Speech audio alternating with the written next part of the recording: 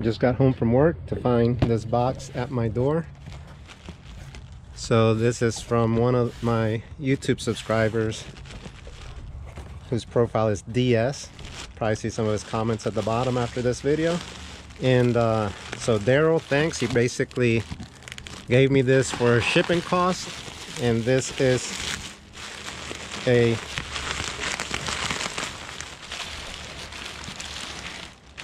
suspension fork from the Schwinn Axum, and it is brand new. So I'm gonna take it apart, see what's in it, and get an idea. So first thing I notice is that even though, you know, it comes with it's a tapered head tube on that Axum, this is a straight tube fork. It's got lockout, which definitely this, so I was wondering if this was like a Suntour XCR or not. This is definitely not a Suntour XCR. The lockout only goes, it's different. The plastic actually looks a little cheaper. The lockout goes from here, so from 12 o'clock to 3 o'clock instead of all the way back. The preload adjustment is very similar, and I think the tool for the Suntour is going to fit this perfectly. Also feels very heavy, and it weighs in at let's see, right at about 6 pounds, 5.8 pounds. So of course you get the warning sticker here: use only for leisure cross country, do not use for free ride, downhill, dirt jumping, or any hard riding.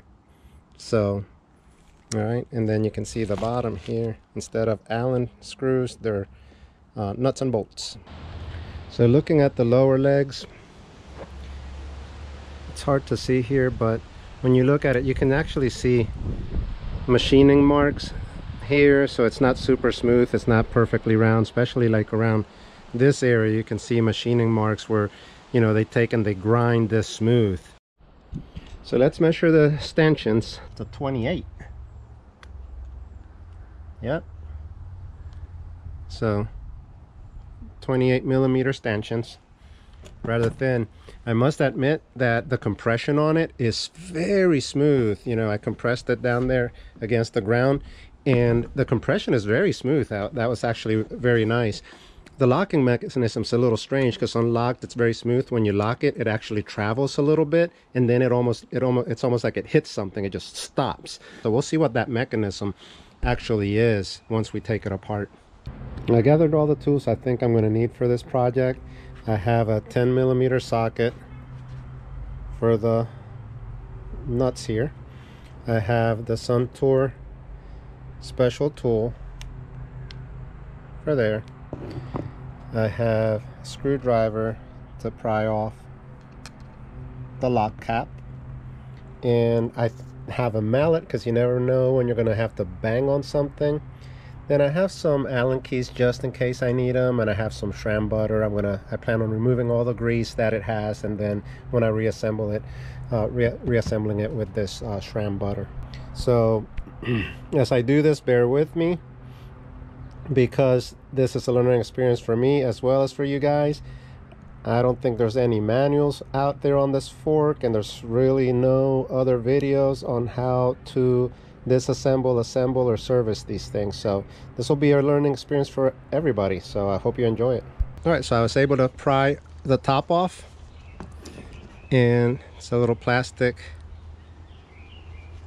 with just a few teeth on this side, and then that hooks up. It's probably hard to see, but it hooks up to these teeth. When you turn it, this little thing there turns whatever's in there, the cartridge or whatever's in there. Still needs a little extra. I'm doing this over the camera, so it might look a little awkward. The camera's right under my arm, under my right arm. All right, so that came out. All right, and the legs should pull out.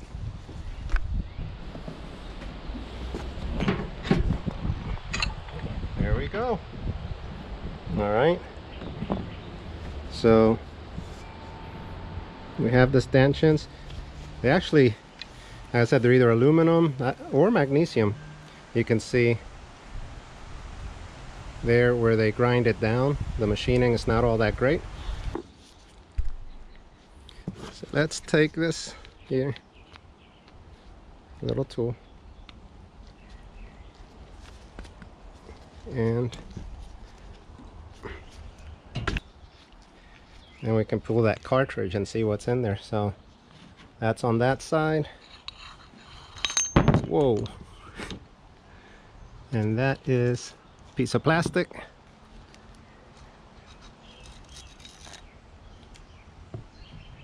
There.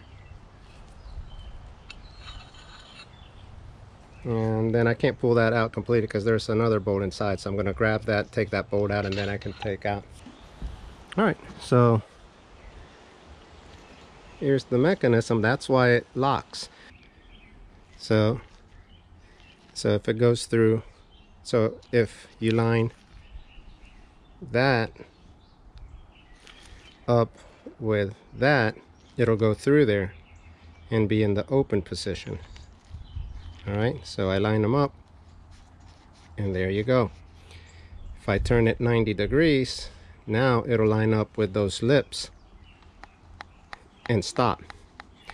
So that's why it has a little play between that distance to that distance there.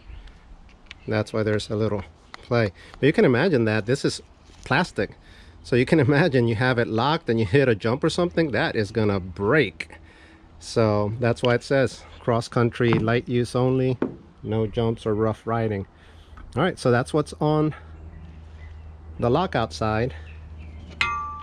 Let's find out what's on the preload side. So no pneumatic, no cartridge or anything like that. It's literally a mechanical spring. It's literally two pieces of plastic hitting each other, and that's how you lock it out. Right, so I took the preload knob out. Took a while. It feels tight in there. I'm going to set this separate from the other side, from the other parts. And then we have spring in there, and this one actually looks very similar to the spring you find on the Suntour, except the one on the Suntour is shorter and there's two parts. Instead of one long spring, there's two springs in there.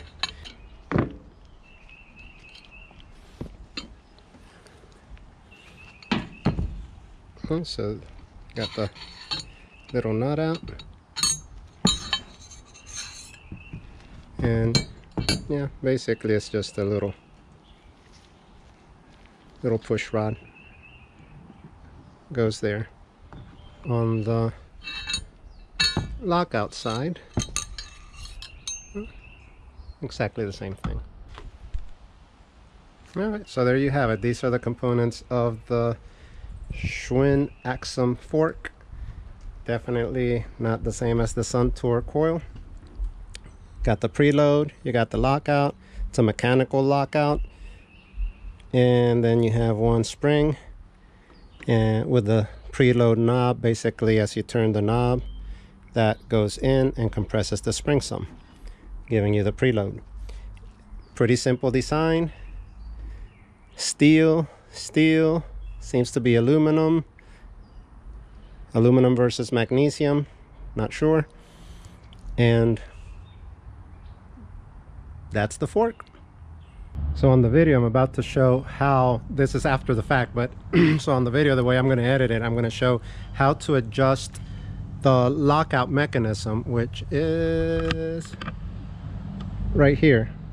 I have a hex in it. But what I found was, when I'm about to show it, I don't have the lowers on. So I did all that, I put the lowers on, and then when I turn the bolt to tighten it, the whole assembly skips. It just turns, pop, pop, pop, pop, and it skips, and I cannot tighten it.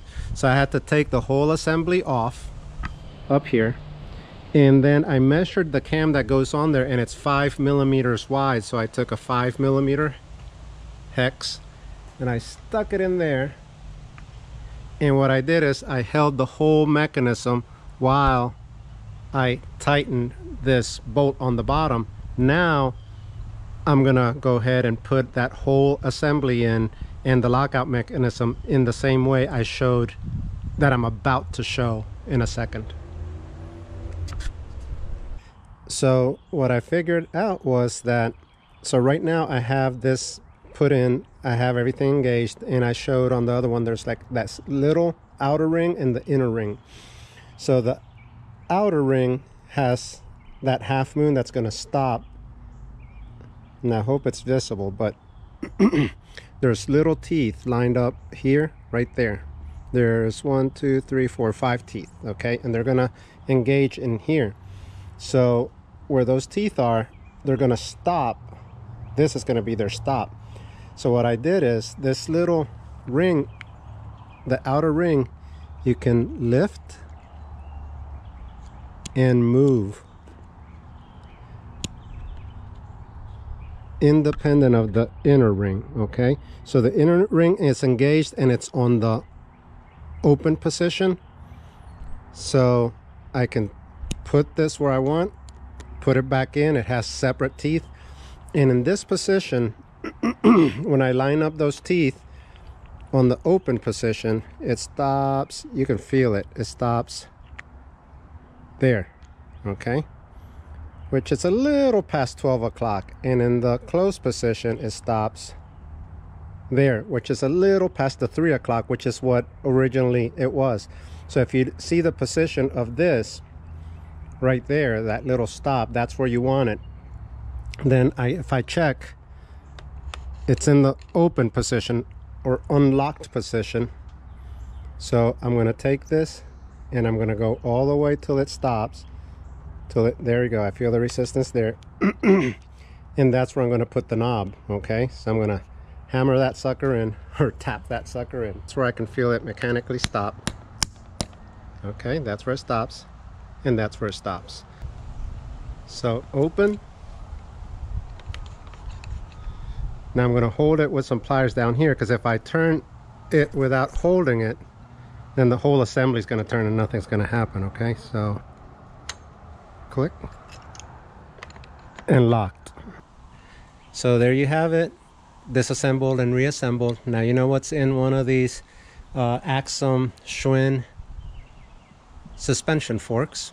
And now if you do have a little problems with it and you have to take it apart, you know what to expect and you know how to set that lock back together again, okay? What's not too bad, some setbacks, because like I said, there's nothing out there on these forks, so there's no servicing videos, there's no servicing instructions or manuals.